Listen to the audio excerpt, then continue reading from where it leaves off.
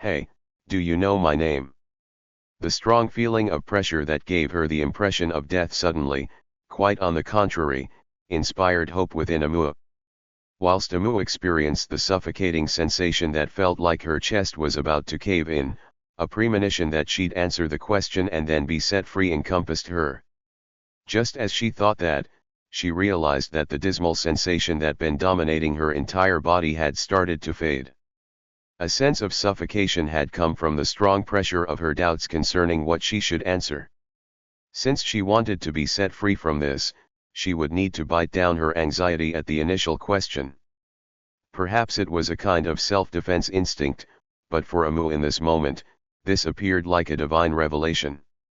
Therefore, with her lips trembling, she once again stared back into those black eyes.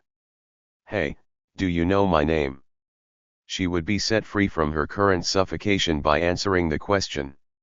With all her willpower, Amu finally moved her trembling tongue, and formed some words. Amu, no. In accordance with her heart, Amu replied that she didn't know.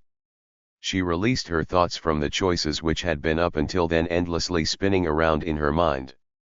She answered the question with utmost lucidity. In fact, she didn't know neither the name or face of the questioner that stood in front of her. When it came to her, who lived in a place that ought to be called the borderlands, the so to speak remote countryside, events from the kingdom, even serious ones, were like rumors from a faraway land. That's why, no matter how much of a big shot he was, to her, he was a stranger that she didn't know. Is that so? It was a short reply. She couldn't tell whether deep emotion or dejection had been put into that reply. But Amu's decision had been formed. What came after was the questioner's problem. If life was a series of choices and decisions, then that was the same for anyone. Since Amu had chosen, the questioner would also have to choose. Amu.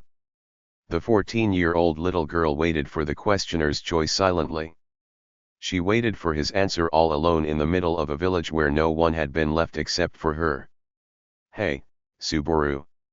Isn't it time for lunch soon? Stopping in his tracks at hearing that call, Natsuki Subaru rubbed his stomach. The time had already passed noon, and now that it had been mentioned, he was indeed feeling hungry. The reason behind why he hadn't noticed it until now was because he had been concentrating on walking about without heed.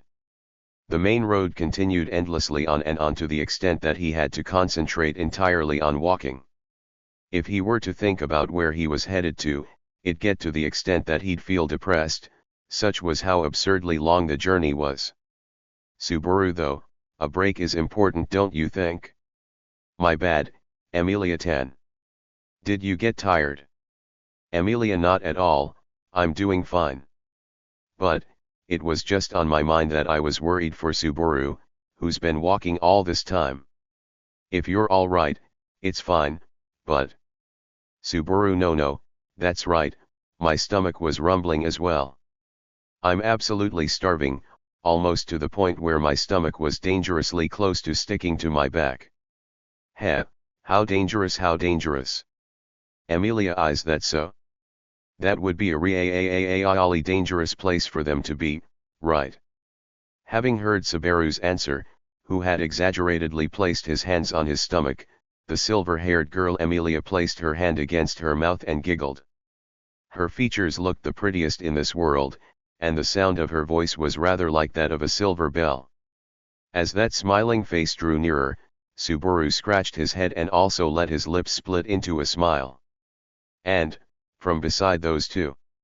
Don't tease Emilia too much, I suppose. No matter how rumbly your stomach is, it's impossible for your stomach and back to stick together, in fact.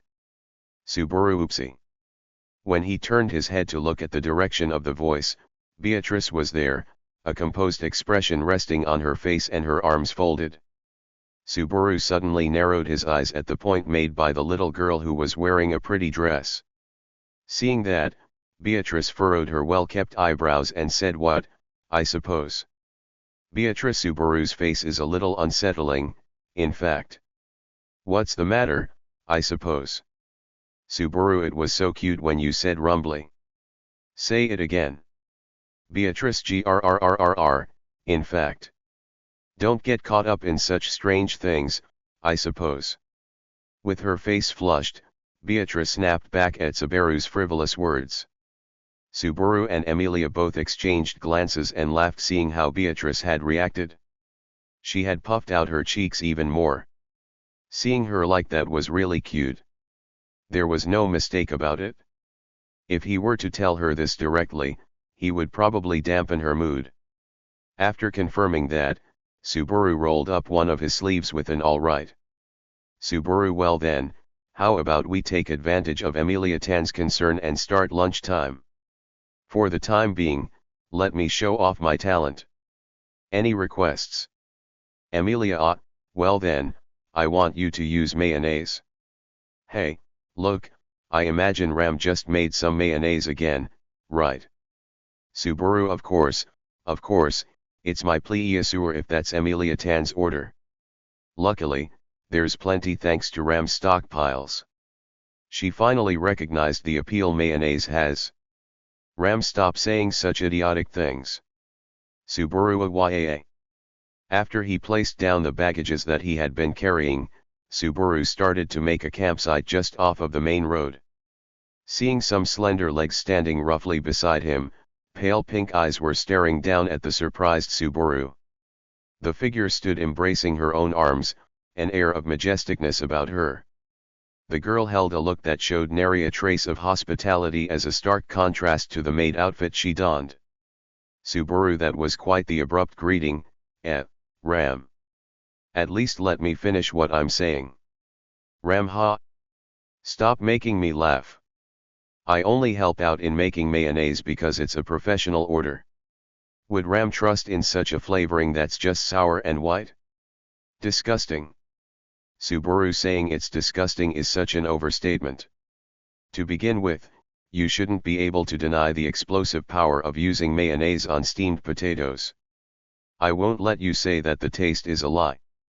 A flavor coated in plenty of mayonnaise on the steamed potatoes that came fresh from the oven, which were full of salt. The sweetness of the forbidden flavors which overwhelmed one's tongue was an Eden that should be savored by any mayonnaise lover at least once. Potatoes and mayonnaise indisputably held the highest compatibility with each other that could never lose its luster. Subaru's mouth watered as he recalled that splendid harmony of taste. Were the ones next to Subaru imagining the same taste?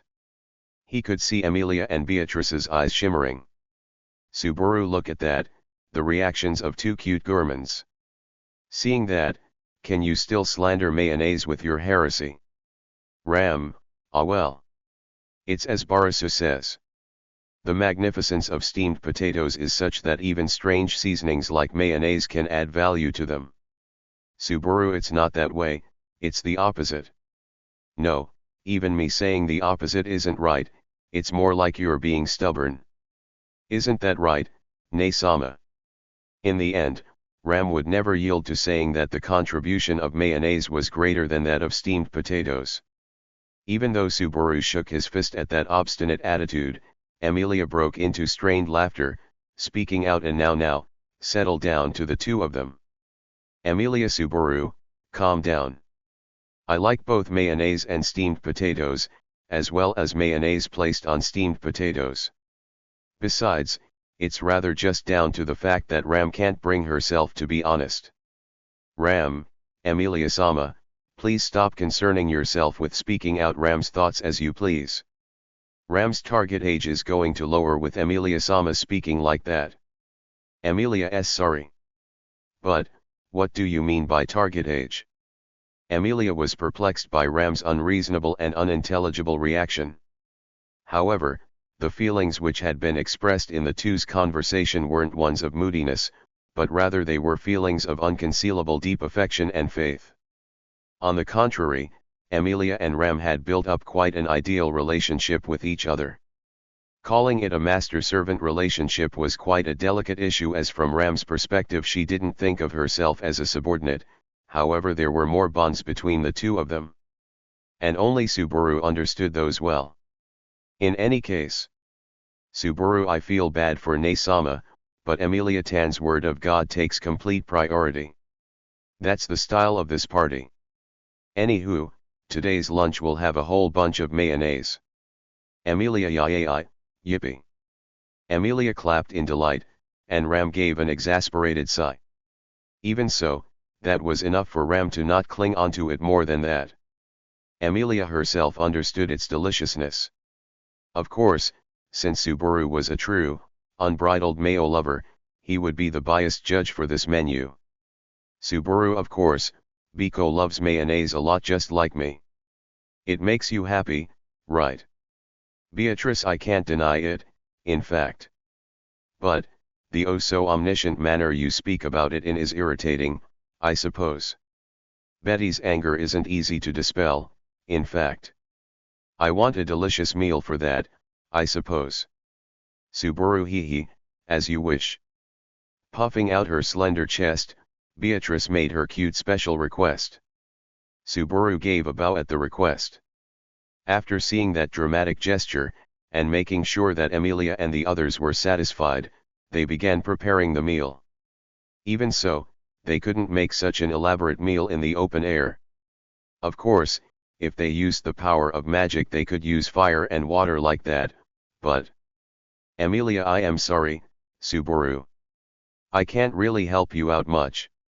Subaru, you needn't say sorry. Now is my time to shine, don't you think? On the contrary, it's fine if you fall in love with me again when I show off my unexpected creative skills. Emilia, geez, you're such an idiot. Returning a smile at Emilia, who still had a faint smile on her face, Subaru set about on coming up with something to prepare the meal with the ingredients that were at his disposal now. Food was what provided their energy each day, he didn't want to be shoddy with it. Checking the contents of his baggages, Subaru did everything he could to prepare a meal which could meet everyone's needs. Everyone that accompanied him would be given tasty food to eat. He hadn't thought about it up until now, but it would be delightful for everyone to receive his tasty cooking that he had made to eat. That too served as a motivation for him as he made the food. If he was able to do such a simple thing so well, then that ought to have delighted his mother quite a lot. Emilia mhmhmhm. Whilst confining those emotions to a corner of his mind, Subaru peered out nearby at those who were busying themselves cooking, and his cheeks relaxed at seeing the cheerful figures of Emilia and the others. He could even hear some humming. It was out of tune. Oh ho, the one on meal duty today is Unisan. That's quite worrying. Meili had appeared as they were making the preparations for the meal. She turned towards Subaru, giving him a look that was not suiting to her age as she twiddled her fingers through her deep blue braided hair. Subaru returned her gaze with a suspicious look in his eyes on seeing her sweetly smiling figure. Subaru, worrying, huh? What worries? I ain't going to let a girl who says such impertinent things eat. Meili, wow, that's Abu Esi. Besides, isn't it Uni-san that tries to soak everything in mayonnaise? I don't really like it at all. Subaru, what? You as well don't know the charm of mayonnaise. Meili, don't make a face like the world's about to end. Meili gave a sigh at seeing Subaru making such an astonished face. But, the shock that Subaru had received on hearing her reply was immeasurable. Even if it wasn't tantamount to it being the end of the world, the shock he had received was like as if he had realized it was the end of this year. Even so, I think you're taking it a little too seriously. Miss Meili was just saying that she was not on the same wavelength as you, who tries to mix mayonnaise into just about any ingredient. Subaru, ugh. It was Julius who had followed up Meili's words, as she showed her objections to mayonnaise. He was a handsome man, who embodied gracefulness even in his gait. Julius, who had made his way over to him, grinned at Subaru all of a sudden. Julius, if I may add something, I too share the same opinion as Miss Meili. Thought mayonnaise itself isn't that bad, its first impression diminishes when you put it on everything. You have to be careful with it, you know. Subaru, you're such a prickly, noisy guy. What was happening now was an issue between me and Meili. It would have been nice if you didn't come butting in. Julius, I guess in my role as one of the members here, it's my duty to preserve the healthy environment of the group. Ignoring the seed of disagreement would result in it budding and on it blossoming. You will repent and lament it all too much. It's my duty to give you advice before it becomes that. And with all that, you're reacting like that. Subaru, you're a guy who always has a comeback for everything I say, aren't you? Expressing himself in such a roundabout way, Julius poked at each of Subaru's indiscretions. Feeling like he'd been cornered by his words, Subaru's voice became rougher. And, having heard their exchange, Emilia burst into laughter with a hee-hee. Subaru, Emilia-tan. Emilia, as always, Julius and Subaru are real good friends. Subaru dejectedly dropped his shoulders, seeing Emilia's gaze, which looked as if she was looking at something pleasant. Also in the same standpoint, Julius closed one of his eyes whilst brushing his hand through his fringe. Just this time did Subaru and Julius's opinions seem like they saw eye to eye. But, it seemed like there was quite the difference between the way Emilia received that opinion. Since her jewel-like amethyst eyes seemed to view the exchange between Julius and Subaru just now as if it had been an act between two close friends. Subaru, Emilia-tan. I'm always saying this, but that's a. Emilia, that's a. That was always a big misunderstanding, no matter what the circumstances may be. Subaru tried to explain that to Emilia, who had inclined her head in doubt. Subaru, that's a. Emilia. The words he had tried to continue as his explanation, the start of them halted, and Subaru's lips stiffened. Just now, Emilia's movement, who had inclined her head and had been smiling in front of his eyes, came to a standstill. No, it wasn't just Emilia who came to a standstill.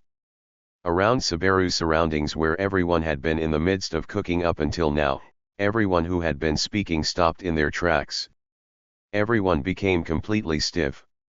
It was as if the world's time had entirely come to a stop, awaiting Subaru's next move. But, the sound of the wind, the scent of the greenery and the boiling water indicated that it wasn't so. The world hadn't come to a stop. Only Emilia and the others had.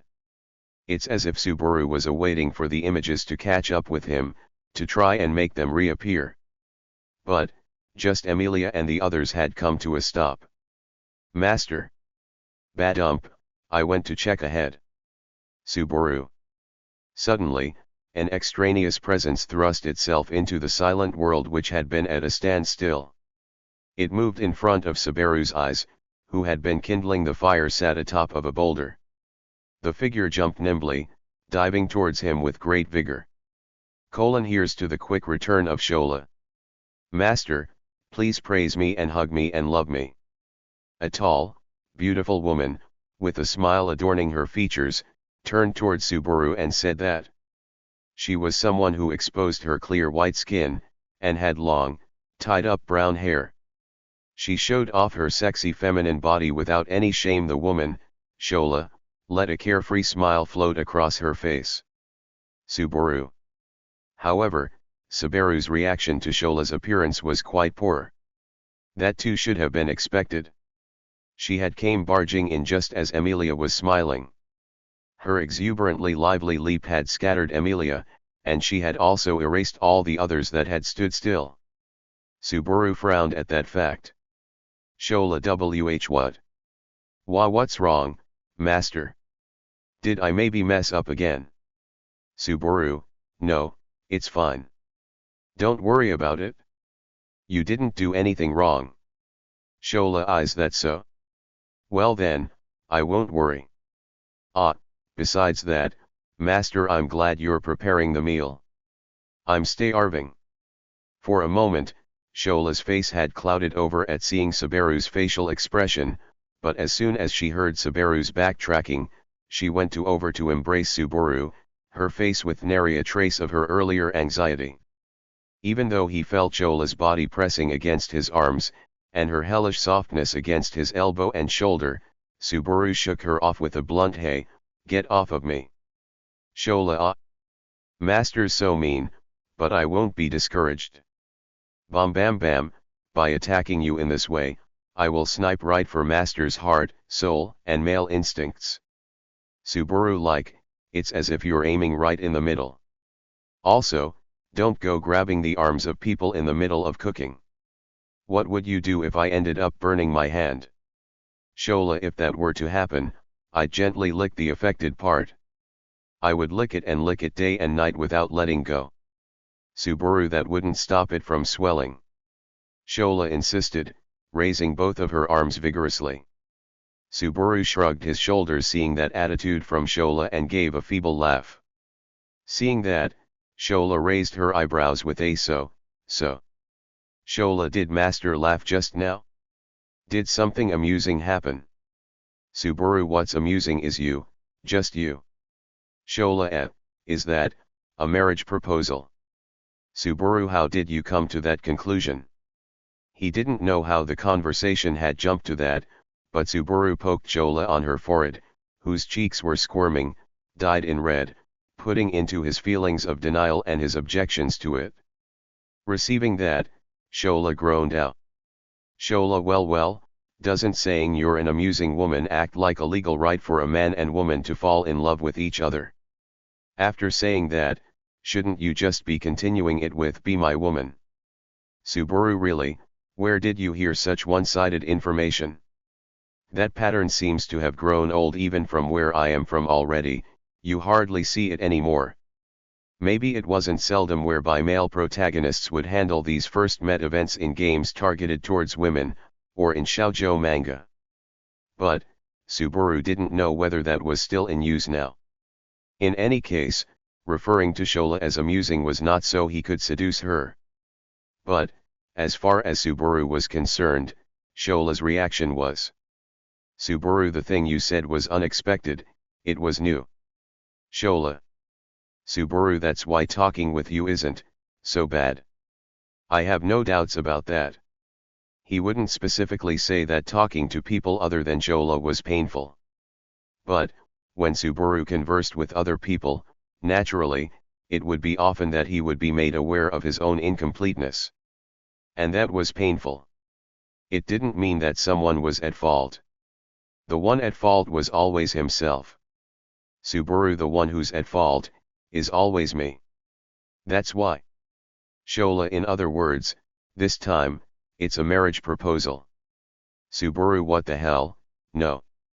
The mood that came with that earnest speech lasted only for a second. Shola let her discontentment reign at the shouting Subaru. She wiggled her hands and feet and said, Shola, but, in the place where I spent my time in idle gray, it was you that blew a new wind into me. It's like that. Doesn't that make it still a legal right within a legal right? Subaru, absolutely not. So, where on earth does your biased source of knowledge come from?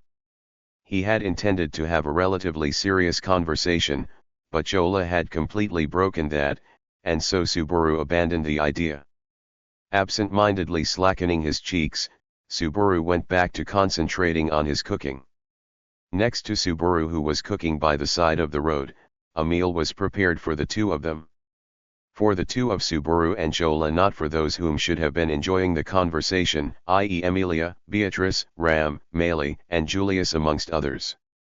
Realizing that truth once again, Subaru's chest ached in cruel, forlorn anguish. Patching together, continuing to form its shape. Patching together, continuing to mold its shape. Patching together, continuing to fill in the colors. Patching together, and continuing towards bringing himself closer to completion.